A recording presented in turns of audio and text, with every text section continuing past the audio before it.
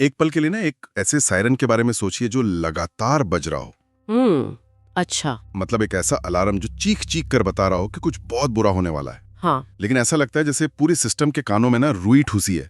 ये तो सायरन बज रहा है लेकिन कोई ध्यान ही नहीं दे रहा है। बिल्कुल कोई सुन ही नहीं रहा। और वो इसलिए कोई ध्यान नहीं दे रहा क्योंकि जिन्हें खतरा है वे समाज के एकदम निचले पायदान पर खड़े हैं। उनके पास फटे पुराने कपड़े हैं, वो दिहाड़ी मजदूर हैं और उनकी सामाजिक हैसियत ऐसी बिल्कुल नहीं है कि सत्ता के गलियारों में उनकी आवाज पहुंच सके। सही कहा आपने। तो आज की इस गहन चर्चा का विषय बिल्कुल इसी भयानक और झकझोर देने वाली सच्चाई पर आधारित है। हाँ, जो कि बहुत जरूरी भी है। हमारे पास स्रोत के रूप में ना मिडनाइट स्टोरीज के बेहद विस्तृत नोट्स मौजूद हैं जो 2006 के उस खौफनाक निठारी कांड के घटनाक्रम को एकदम परत दर परत खोलते हैं। बिल्कुल, और इस चर्चा का उद्देश्य भी यही है। हाँ, मतलब इस विश्लेषण का उद्देश्य केवल उस खौफनाक अपराध की क्रूरता को जानना नहीं है, बल्कि उस सिस्टम की उन गहरी खामियों को भी समझना है जिसने इस डरावने सच को महीनों तक पनपने दिया। एग्जैक्टली।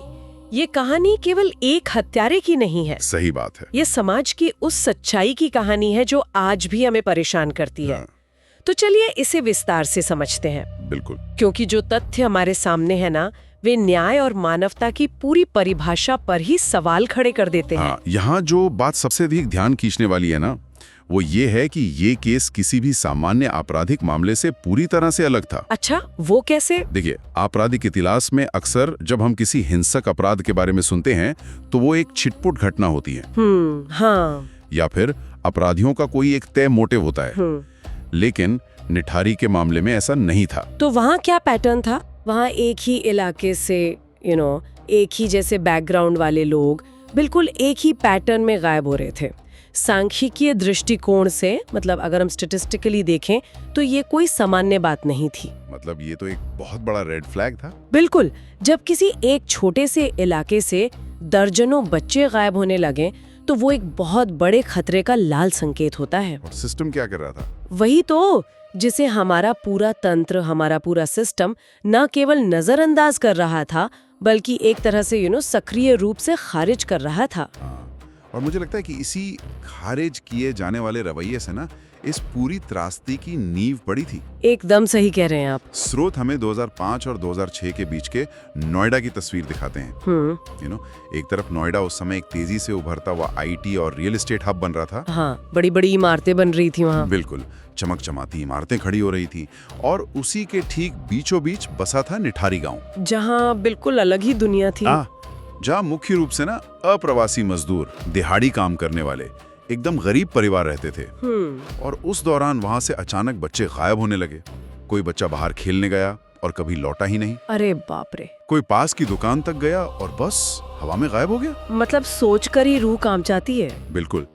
मिडनाइट स्टोरीज के नोट्स बताते हैं कि जब ये माता पिता बदहवास होकर स्थानीय पुलिस स्टेशन जाते थे तो क्या होता था? तो अक्सर उन्हें ये कहकर टाल दिया जाता था कि बच्चे शायद भाग गए होंगे। हद है मतलब। या फिर उन्हें किसी ने काम के बहाने किडनैप कर लिया होगा। ये कैसा लॉजिक है? वही ना। लेकिन ये तर्क अपने आप में बहुत ही बेतुका लगता है।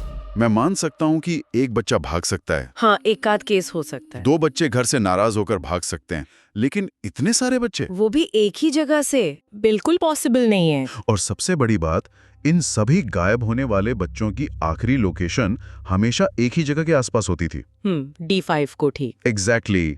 D5 कोठी। मतलब इतने स्पष्ट भौगोलिक पैटर्न को कोई कैसे अनदेखा कर सकता है? अगर हम इसे बड़े परिप्रेक्ष्य में देखें तो ये साफ दिखता है कि पुलिस की ये लापरवाही केवल एक प्रक्रियात्मक या जांच की गलती नहीं थी। तो फिर क्या था ये? ये एक गहरी व्यवस्थागत विफलता थी, मतलब एक सिस्टमिक फेलियर। इसे ना एक अस्पताल के ट्रायाज सिस्टम की तरह समझा जा सकता है। ट्रायाज सिस्टम, थोड़ा समझाइए इसे। हाँ, देखिए, जब आपातकालीन कक्ष में बहुत से मरीज आते हैं तो डॉक्टर ये तय करते हैं कि किसे तुरंत इलाज की जरूरत है। हाँ, इमरजेंसी के हिसाब से। बिल्कुल, और किसे इंतजार करवाया जा सकता है। हमारे न्याय और कानून व्यवस्था ने भी जाने अनजाने में एक ऐसा ही सामाजिक ट्रायाज बना लिया है। ओहो, मतलब सोशल स्टेटस के बेसिस पर। हाँ, यहाँ शिकायतकर्ता की आर्थिक और सामाजिक स्थिति यह तय करती है कि उसकी फाइल पुलिस की मेज पर सबसे ऊपर रहेगी या फिर किसी धूल भरी अलमारी में सालों तक पड़ी रहेगी। एग्जैक्टली। जब पुलिस ये मान लेती है कि गरीब का बच्चा भाग ही गया होगा तो असल में वे उस नागरिक के संवैधानिक अधिकार को ही पूरी तरह से खारिज कर रहे होते हैं। सच में। और यही सामाजिक ट्रायज ना अपराधियों के लिए सबसे बड़ा हथियार बन गया। बिल्कुल बन गया। क्योंकि जब सिस्टम मूक दर्शक बन जाता है तो अपराध अपनी सारी सीमाएं लांघने लगता है। सही बात है। उन अनसुनी शिकायतों और फाइलों के नीचे दबे आंसुओं का सीधा फायदा उस जगह बैठे लोगों को मिल रहा था जहाँ से बच्चे गायब हो रहे थे। हाँ, जहां से असल में ये बच्चे गायब हो रहे थे। और कहानी का ये हिस्सा हमें उसी जगह की ओर ले जाता है जिसका जिक्र हमने थोड़ी देर पहले किया था। D5 कोठी। हाँ, D5 कोठी। अब ये कोई साधारण घर या कोई सुनसान खंडर नहीं था। नहीं, वो तो एक बहुत ही पॉश इलाका था। बिल्कुल, ये एक बेहद पॉश इलाके में स्थित एक अमीर बिजनेसमैन मनिंदर सिंह पंढेर का एक आलीशान बंगला था, जहां उसका नौकर सुरेंद्र कोहली भी रहता था। महीने बीतते गए, बच्चे गायब होते गए और किसी को कुछ पता ही नहीं चला। और फिर दिसंबर 2006 का वो समय आया जब स्थानीय लोगों ने उस कोठी के पीछे बने नाले से एक बहुत ही अजीब सी शिकायत की। बदबू की शिकायत। हाँ, एक सड़ने वाली बदबू आने की शिकायत की। जब संस्थाएं काम करना बंद कर देती हैं तो अक्सर प्रकृति या हमारी जो भौतिक परिस्थितियां हैं वही सच को बाहर लाती हैं। बिल्कुल सही कहा आपने। वो बदबू उस खौफनाक सच का पहला भौतिक प्रमाण थी। हाँ। इंसान दस्तावेजों को दबा सकता है, शिकायतों को अनसुना कर सकता है, लेकिन अपघटन की प्रक्रिया, मतलब जो डिकम्पोजिशन होता है ना, उससे पैदा होने वाली गंध को लंबे समय तक छुपाया नहीं जा सकता। एकदम सच बात है। और यहाँ मामला सच में बहुत चौंकाने वाला हो जाता है। कैसे? क्योंकि अक्सर कहानी और फिल्मों में ये धारणा बनी होती है कि डरावनी घटनाएं किसी वीरान जंगल में होती हैं। हाँ, या शहर से बहुत दूर, या किसी रहस्यमयी हवेली में घटती हैं। कोई ये उम्मीद ही नहीं करता कि खतरा हमेशा इतने पॉश और सुरक्षित माने जाने वाले इलाके में होगा। बिल्कुल।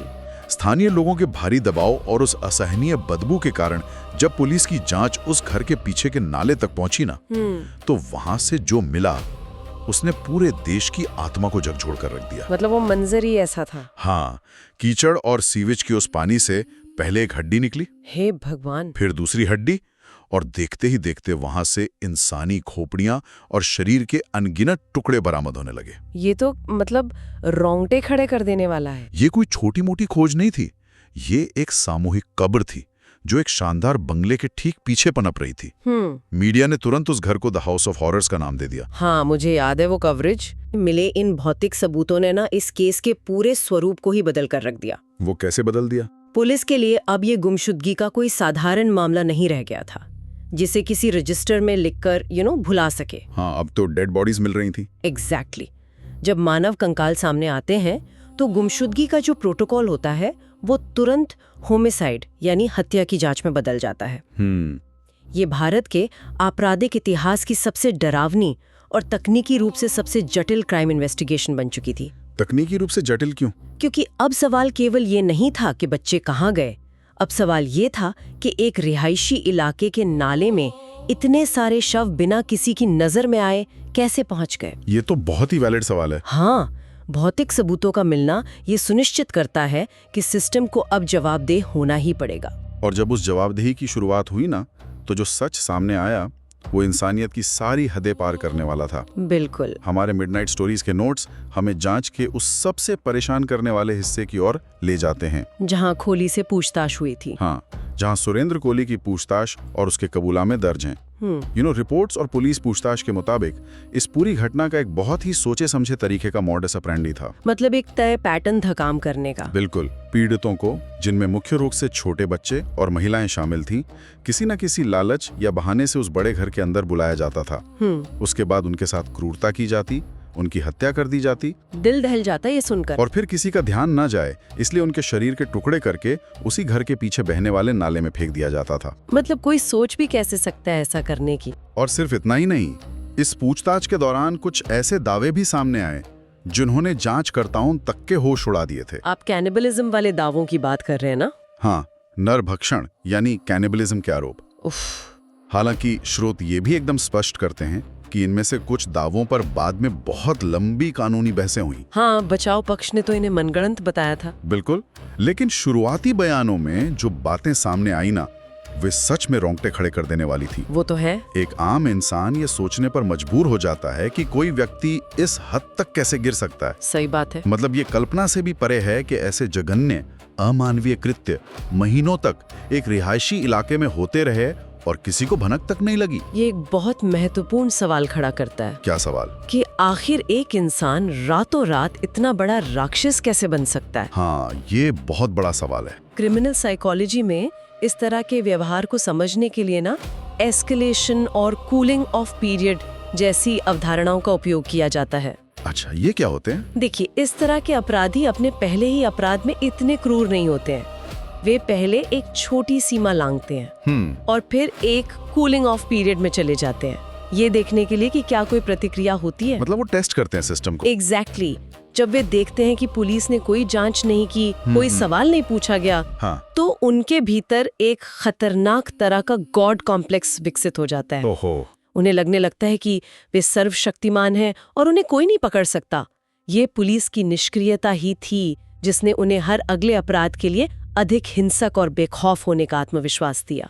सच बताऊं तो ये विश्लेषण इस बात को और भी भयानक बना देता है। क्यों? क्योंकि असल में अपराधियों के इस गॉड कॉम्प्लेक्स को हवा उसी सिस्टम ने दी थी जिसे लोगों की सुरक्षा करनी थी। उठी और बाहर के गरीब गांवों के बीच केवल ईंट और सीमेंट की दीवार नहीं थी। हाँ, वो एक क्लास डिवाइड था। बिल्कुल, वो एक बहुत ही मजबूत आर्थिक और सामाजिक दीवार थी। गरीब बच्चों के लिए वो कोठी एक आकर्षण का केंद्र हो सकती थी, जहां वे काम के लिए या किसी लालच में चले गए। हाँ, बच्चों को तो पता नहीं होता ना। लेकिन बाहर की दुनिया या उनके माता पिता के लिए ना, वो एक ऐसा किला था जिसके अंदर झांकने की हिम्मत या अधिकार उनके पास था ही नहीं। बिल्कुल नहीं था। उस अदृश्य दीवार ने उन चीखों को बाहर आने ही नहीं दिया। और जब वो दीवार नाले में मिली हड्डियों के रूप में टूटी ना, हाँ, तो केवल 2 अपराधी नहीं बल्कि पूरा का पूरा प्रशासनिक ढांचा बेनकाब हो गया। एकदम सच बात है। यह केवल हत्याओं का खुलासा नहीं था, बल्कि एक ऐसी व्यवस्था का पर्दाफाश था जो पूरी तरह से अंदर से सड़ चुकी थी। और यही कारण है कि जैसे ही ये खबर फैली ना,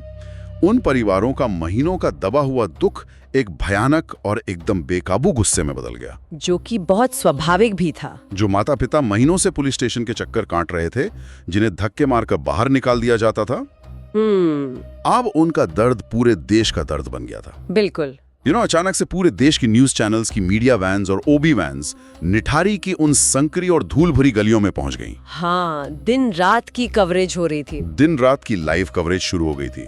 हर टीवी स्क्रीन पर वे रोते बिलखते चेहरे और नाले से निकलती हड्डियां दिखाई जा रही थी। पूरा देश हिल गया था। पूरा देश एक गहरे सदमे और आक्रोश में था।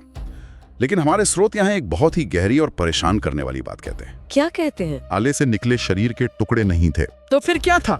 सबसे डरावना सच ये था कि इन पीड़ितों की आवाज इतने लंबे समय तक सिर्फ इसलिए नहीं सुनी गई क्योंकि वो समाज के एक ऐसे तबके से आते थे जिन्हें महत्वपूर्ण या इम्पोर्टेंट नहीं माना जाता था।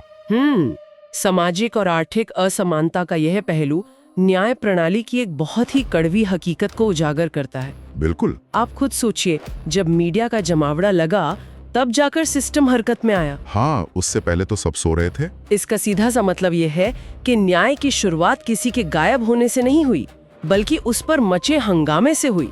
ये तो बहुत ही शर्मनाक है। न्याय में हुई यह देरी ही वो मुख्य कारण थी जिसने इतने सारे मासूमों की जान ली। यदि सिस्टम बिना किसी मीडिया दबाव के केवल एक नागरिक की शिकायत को उसका बुनियादी हक मानकर अपना काम करता है ना, तो जांच का स्वरूप भी बदला। हाँ, वो तो बदलना ही था। स्थानीय पुलिस की भारी नाकामी और लोगों के गुस्से को देखते हुए इस पूरे मामले को सीबीआई के हाथों में सौंप दिया गया। और यहीं से इस केस का एक नया, लंबा और बेहद उलझा हुआ अध्याय शुरू होता है। अदालती कार्रवाई का सफर। बिल्कुल। नोट्स के मुताबिक सीबीआई ने कई अलग अलग केस दर्ज किए। हाँ, बहुत सारे मामले थे। सुरेंद्र कोहली को कई मामलों में दोषी ठहराया गया और मनिंदर सिंह पंढेर पर भी बहुत लंबी कानूनी कार्रवाई चली। सालों तक अदालतों में सुनवाई चलती रही, लाखों पन्नों के दस्तावेज बने, कई गवाहियां हुई। हाँ, प्रोसेस बहुत लंबा था। हमने देखा कि कुछ मामलों ने निचली अदालतों ने मौत की सजा सुनाई। बिल्कुल। लेकिन जब मामला ऊपरी अदालतों में गया ना, तो कुछ फैसले बदल दिए गए। हाँ, हाई कोर्ट और सुप्रीम कोर्ट में। कुछ मामलों में सबूतों की कमी या जांच की खामियों को लेकर गंभीर सवाल भी उठे थे। तो इन सब का आखिर क्या मतलब है? मतलब इतने सालों की अदालती कार्रवाई, इतने सारे पन्ने और बदलते फैसलों ने क्या उन परिवारों को असल मायने में न्याय दिलाया, या फिर इस लंबी प्रक्रिया ने उनके दर्द को और ज्यादा जटिल बना दिया? देखिए, ये समझना बहुत जरूरी है कि जब कोई मामला अदालत के दरवाजे तक पहुंचता है ना, तो वहां भावनाओं, मीडिया के हंगामे या जनता के गुस्से की कोई जगह नहीं होती है। सिर्फ सबूत चलते हैं वहां। एग्जैक्टली। वहां केवल ठोस सबूत बोलते हैं, और निठारी केस फॉरेंसिक विज्ञान और कानूनी प्रक्रिया के लिए एक बुरे सपने या नाइटमेयर के समान था। ऐसा क्यों? क्योंकि सबसे बड़ी चुनौती ये थी कि हत्याएं घर के अंदर हुई थीं, जिसे प्राइमरी क्राइम सीन कहा जाता है, और उसे बहुत सावधानी से साफ कर दिया गया था। अच्छा, तो इससे क्या फर्क पड़ता है? बहुत फर्क पड़ता है। महीनों तक सीवेज के दूषित पानी, कीचड़ और रसायनों में पड़े रहने के कारण ना उन हड्डियों और खोपड़ियों का जो जेनेटिक मटेरियल या डीएनए होता है वो बुरी तरह से नष्ट हो चुका था। ओहो, इसका मतलब है कि जांच एजेंसियों के लिए ये साबित करना ही अपने आप में एक बहुत बड़ी चुनौती रही होगी कि नाले से मिली वो हड्डी असल में उसी बच्चे की है जिसकी शिकायत निठारी थाने में दर्ज थी। बिल्कुल, यही सबसे बड़ी दिक्कत थी। ऐसे मामलों में जांचकर्ताओं को खोपड़ियों का सुपर इम्पोजिशन जैसी जटिल तकनीकों का सहारा लेना पड़ता है। सुपर इम्पोजिशन, ये क्या होता है? इसमें खोपड़ी के आकार का मिलान बच्चे की तस्वीर से किया जाता है। अच्छा, समझ गया। लेकिन अदालत में बचाव पक्ष के वकील इन फोरेंसिक खामियों और जो प्रस्तुतिजन्य साक्ष्य होते हैं, मतलब सर्कमस्टेंशियल एविडेंस, उनका फायदा उठाते हैं। हाँ, वो तो डिफेंस का काम ही है, लूपहोल्स निकालना। बिल्कुल। कानूनी प्रक्रिया ये मांग करती है कि अपराध बिना किसी संदेह के, यानी बियॉन्ड रीजनेबल डाउट साबित होना चाहिए।